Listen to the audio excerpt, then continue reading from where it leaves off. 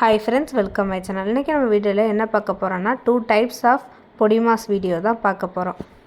ஒன்னு வந்து பொட்டேட்டோ பொடி மாஸ், இன்னொன்னு வந்து ரா பனானா அதாவது வாழைக்காய் பொடி மாஸ் வந்து பார்க்க போறோம். வாங்க பார்க்கலாம். உருளைக்கிழங்கு பொடி மாஸுக்கு 3 மீடியம் சைஸ் உருளைக்கிழங்கு எடுத்துர்க்கோம். அந்த உருளைக்கிழங்க வேக வச்சு மசிச்சு எடுத்து வச்சுக்கோங்க. ஸ்டவ் ஆன் பண்ணி ஃப்ரை pan வச்சு 2 or 3 ஸ்பூன் போல் ஆயில் விட்டு ஆயில் ஹீட் ஆனதும் கடுகு போட்டு கடுகு நல்லா பொரிஞ்சு வந்ததும் 1 டீஸ்பூன் உளுத்தம்பருப்பு போட்டு நல்லா வறுத்துக்கலாம்.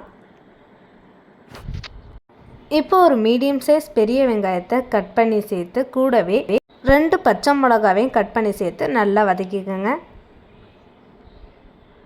இப்போ ஒரு கொத்து கருவேப்பிலை போட்டு அதையும் நல்லா வந்து வதக்கிக்கோங்க.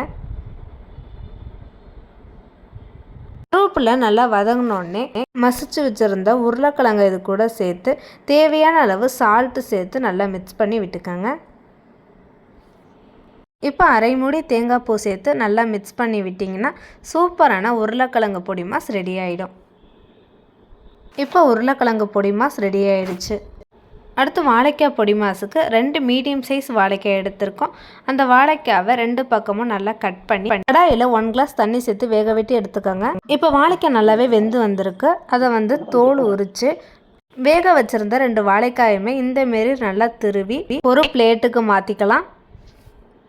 வாழைக்காவை துருவி எடுத்துகிட்டு வந்தாச்சு. இப்போ வாங்க வாழைக்காய் பொடி மாஸ் செய்ய ஆரம்பிச்சிடலாம்.